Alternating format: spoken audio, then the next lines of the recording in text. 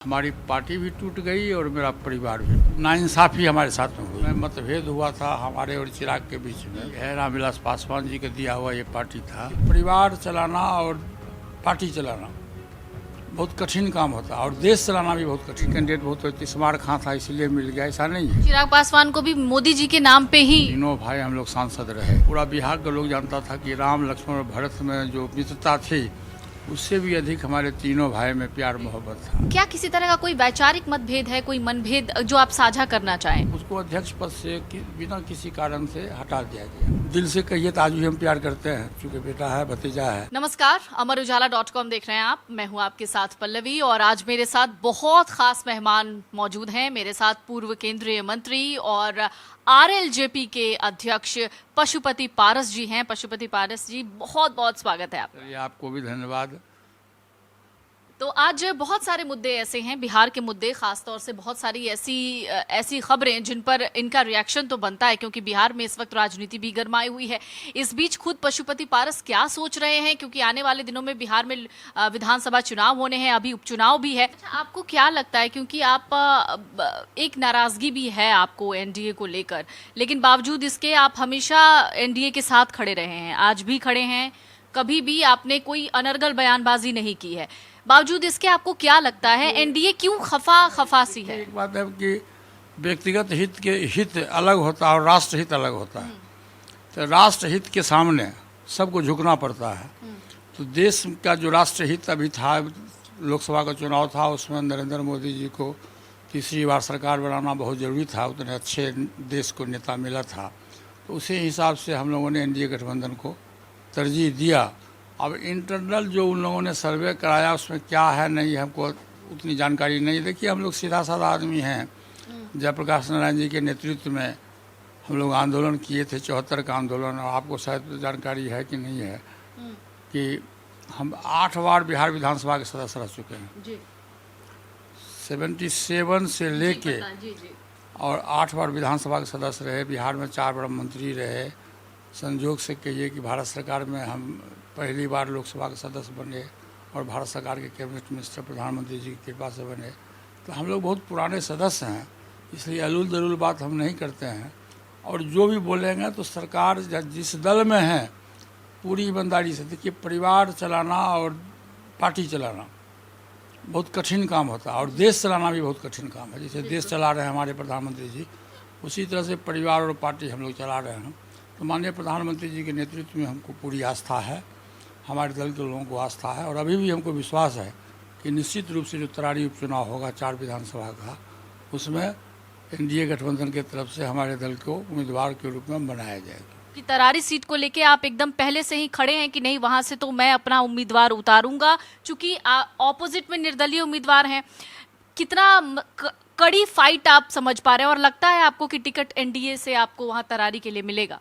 देखिए, सबसे बड़ी बात यह है कि अभी आज से कुछ दिन पहले बिहार में हमारे कार्य समिति की बैठक हुई थी। बिहार से काफ़ी संख्या में 4,000-5,000 हमारे वर्कर्स आए थे, जिलाध्यक्ष, प्रदेश पदाधिकारी और सेंट्रल से भी काफ़ी संख्या में लोग गए थे। उसमें एक प्रस्ताव पास हुआ, सर्वसम्मति से प्रस्ताव पास हुआ कि चूँकि हम एनडीए गठबंधन में थे और आज हैं और ईमानदार सहयोगी के रूप में हम थे, लेकिन हमारे साथ में एनडीए के जो बड़े नेता हैं, चाहे कारण जो भी हो, नाइंसाफ़ी हमारे साथ में हुई।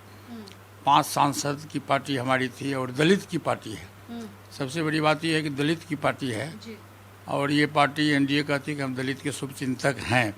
तो दलित की पार्टी है, रामविलास पासवान जी का दिया हुआ ये पार्टी था और उसमें बिना किसी कारण हमारे 5 सांसद का टिकट काट दिया गया। फिर भी चूँकि हम परम आदरणीय नरेंद्र मोदी जी को नेता मानते थे, आज भी मानते हैं और पूरा विश्व मानता है जी। आज के तारीख में आज़ादी के बाद पहली बार किसी देश को किसी इतने अच्छे प्रधानमंत्री के रूप में नरेंद्र मोदी जी जैसा मिला। इसीलिए जब लोकसभा का चुनाव हुआ तो हम लोगों ने ईमानदारी से, हमारी पार्टी ने ईमानदारी से, बिहार में हो या पूरे देश में जहाँ भी हमारा संगठन है, कश्मीर से लेकर कन्याकुमारी तक हमारी पार्टी का संगठन है। खासकर हमारा एक दलित सेना चलता है, जो दलितों पर अत्याचार की बात होती है तो दलित सेना खड़ा रहता है। तो ये दोनों संगठन के हिसाब से हम लोगों ने एनडीए गठबंधन को पूरी ईमानदारी से मदद किया। अब चूँकि 4 उपचुनाव 4 विधानसभा का होने जा रहा है। अगली बार जब चुनाव हुआ था 2020 में, मैं आपको बता दूं, तो तरारी एक विधानसभा सीट है जहां से 4 बार श्री सुनील पांडे जी वहां से विधायक रह चुके हैं।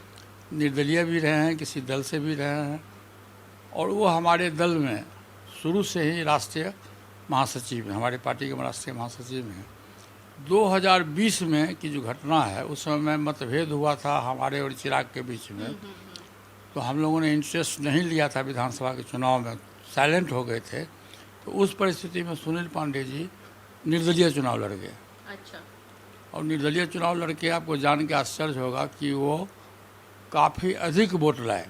अच्छा। मात्र 10,000 वोट से वो चुनाव पराजित हुए, जबकि भाजपा के जो उम्मीदवार था उनको मात्र 13,000 वोट आया। अच्छा। और हमारे उम्मीदवार को 73,000 वोट आया। मार्जिन बहुत था। बहुत मार्जिन था, समझे ना। तो अब वो वहाँ से 4 बार निर्दलीय भी और किसी न किसी दल से विधायक रह चुके हैं। इसके पूर्व भी जब चुनाव हुआ था तो मात्र 121 वोट से हारे थे, मात्र 121 वोट से। इसलिए हमारी पार्टी का सर्वसम्मति से प्रस्ताव आया कि जब आपने हमको लोकसभा में एक भी सीट नहीं दिया तो कम से कम तरारी उपचुनाव हो रहा, और हमारे पार्टी के वरिष्ठ नेता हैं, और तरारी में भारतीय जनता पार्टी का जो उम्मीदवार है वो 3रे नंबर पर था। इसलिए मैंने आग्रह किया राष्ट्रीय पदाधिकारी से, खासकर जेपी नड्डा जी से और लोगों से, कि वो सीट है आप RLJP कोटा में आप हमको दीजिए, और हम निश्चित रूप से जिता करके आपको सीट आपके झोली में देंगे। यही मेरा डिमांड है वहाँ का। अच्छा, इस बार जब लोकसभा चुनाव के नतीजे सामने आए तो एक थोड़ा बहुत कह सकते हैं मार्जिन बहुत कम रहा जीत का, एनडीए की जीत का। उसमें आप क्या कमी कहीं देखते हैं? क्या क्या वजह रही होगी? क्योंकि इंडिया गठबंधन, कांग्रेस ने भी खुद 99 के आसपास सीटें जीती, तो क्या लगता है आपको कहीं कोई कमी रह गई है? कुछ तो कमी हुई है कि जो सिटिंग सांसद थे उसमें बहुत से अच्छे लोग भी थे। तो जो रिपोर्ट मंगाया गया था, गोपनीय जो रिपोर्ट आया था, उस रिपोर्ट में गड़बड़ी हुई और अच्छे लोगों का टिकट काट दिया गया। जैसे बिहार में ही हम आपको कह रहे हैं, जैसे बिहार में हमारे दल के 5 लोगों को टिकट काट दिया गया, जबकि किसी पर कोई आरोप प्रत्यारोप नहीं था। श्रीमती रामा देवी बहुत पुराने पार्लियामेंट के सदस्य रही हैं, उनका टिकट काट दिया गया।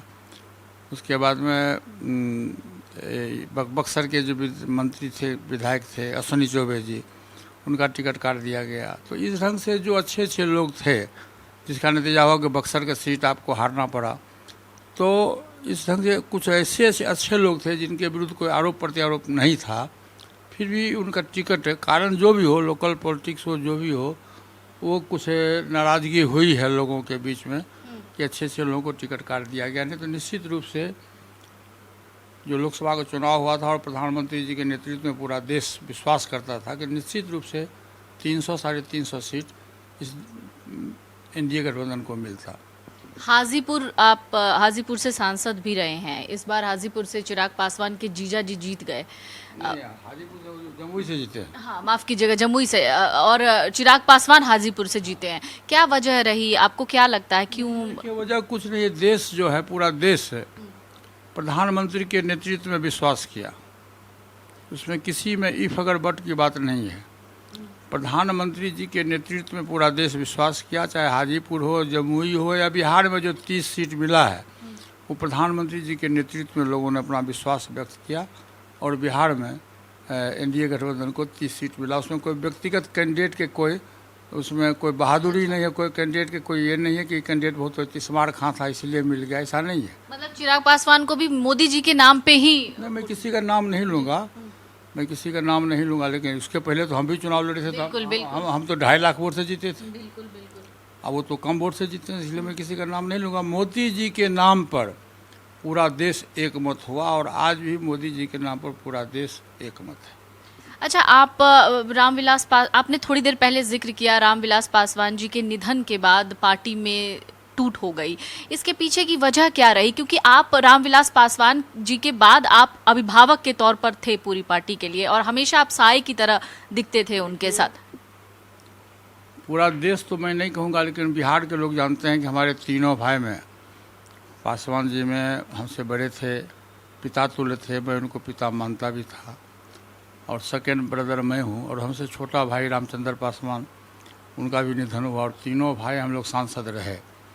और पूरा बिहार का लोग जानता था कि राम लक्ष्मण और भरत में जो मित्रता थी, उससे भी अधिक हमारे तीनों भाई में प्यार मोहब्बत था।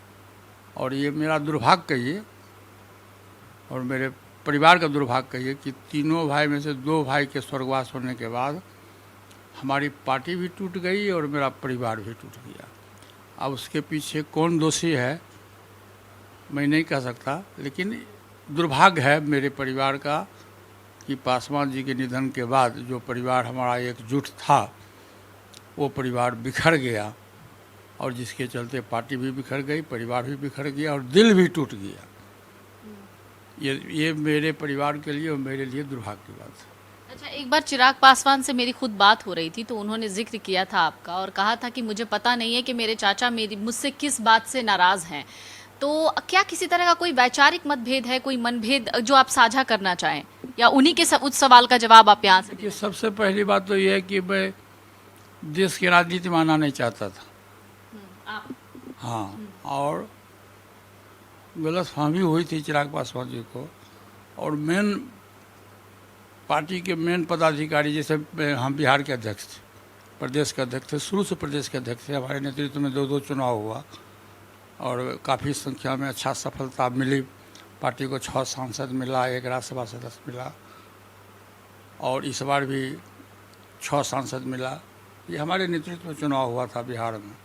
उसके बाद मुझको अध्यक्ष पद से बिना किसी कारण से हटा दिया गया, और पार्टी के किसी भी पदाधिकारी के पद पर मुझको नहीं रखा गया।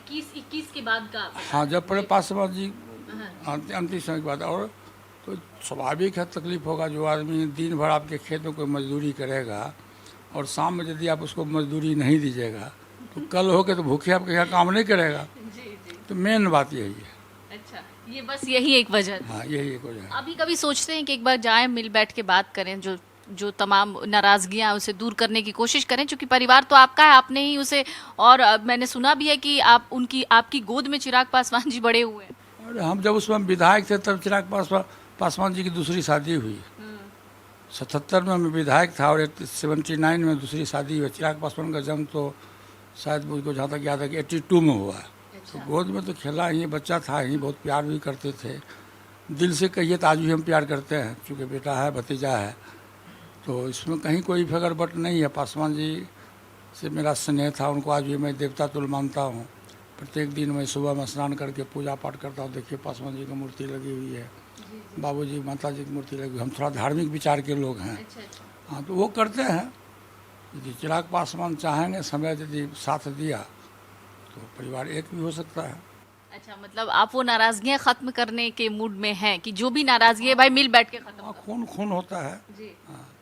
अच्छा, एक बहुत गंभीर सवाल मेरा आपसे, आगे के लिए आप क्या सोच रहे हैं? क्या जो आगे की जिस तरीके से आगे आने वाले दिनों में बिहार में विधानसभा चुनाव होने हैं, अभी उपचुनाव का तो आपने जिक्र कर ही लिया है, विधानसभा चुनाव को अभी आप किस तरीके से देख रहे हैं? क्योंकि इधर इंडिया गठबंधन भी पूरी तरीके से तैयार है, आरजेडी अपने अपने दावे में लगी हुई है, नीतीश कुमार भी अपना दावा कर रहे हैं। इस बीच आप किस तरीके से बिहार की राजनीति को इस वक्त देख रहे हैं?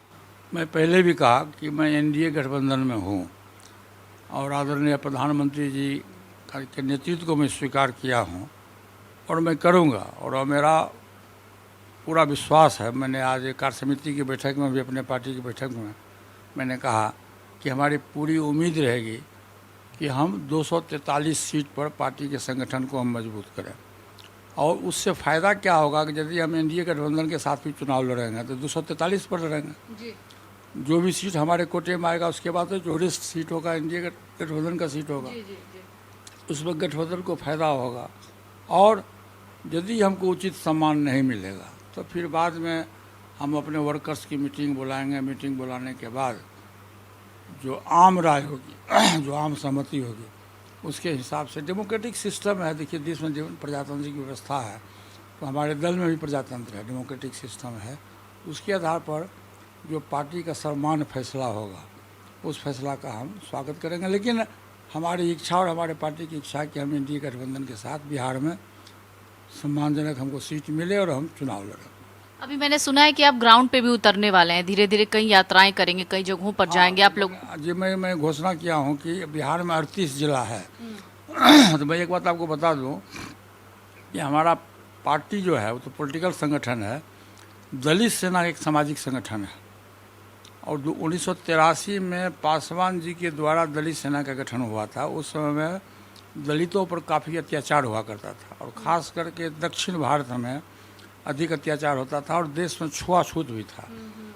आप लोग तो उसमें पैदा नहीं लिए होंगे, लेकिन उसमें देश में छुआछूत भी था, दलित से लोग छुआछूत भी करते थे। उसके खिलाफ में पासवान जी ने बहुत सोच समझ करके, उसमें हम लोग भी विधायक थे, हम लोगों से राय लेकर के उन्होंने दलित सेना का गठन किया, दलित का सेना। तो दलित सेना का उन्होंने गठन किया और पूरे देश में जहाँ कहीं भी दलितों पर अत्याचार हुआ करता था, बलात्कार हो, लूट हो, हत्या हो या ज़मीन हड़प को आंदोलन हो, जो भी हो, तो पासवान जी घोषणा किए थे कि मैं उसमें पासवान जी दलित सेना के राष्ट्रीय अध्यक्ष थे। अच्छा। अभी मैं हूँ दलित सेना का राष्ट्रीय अध्यक्ष। तो उन्होंने घोषणा किया था कि पूरे देश में जहाँ कहीं भी दलित पर अत्याचार होगा तो मैं खुद जाऊँगा, हमारी पार्टी जाएगी, संसद के बाहर भी और संसद के अंदर भी मैं दलित की आवाज़ को उठाऊँगा। और बराबर उठाते भी थे वो, काफ़ी संख्या में। जब भी दलित पर अत्याचार हुआ करता था, सामूहिक नरसंहार हो, चाहे जहानाबाद का नरसंहार, बिहार में उसमें कई जगह नरसंहार भी हुआ था, उसमें जहानाबाद सबसे है जिसमें 63 लोग मारे गए थे। तो पासवान जी पूरा संघर्ष करते थे, भूमि आंदोलन का संघर्ष उन्होंने किया, 14 महीना तक भागलपुर कैंप जेल में रहे। तो वो दलित सेना का मेरा संगठन जो है वो पूरे देश में है और ख़ास करके नॉर्थ इंडिया से अधिक है मौजूद मेरा संगठन साउथ में है। साउथ में दलित की आबादी बहुत अधिक है, बहुत अधिक। कल भी हमारे पास में लोग 50 लोग आए थे तेलंगाना से, यही आरक्षण के इशू पर लेकर के जो क्रीमी लेयर हुआ है,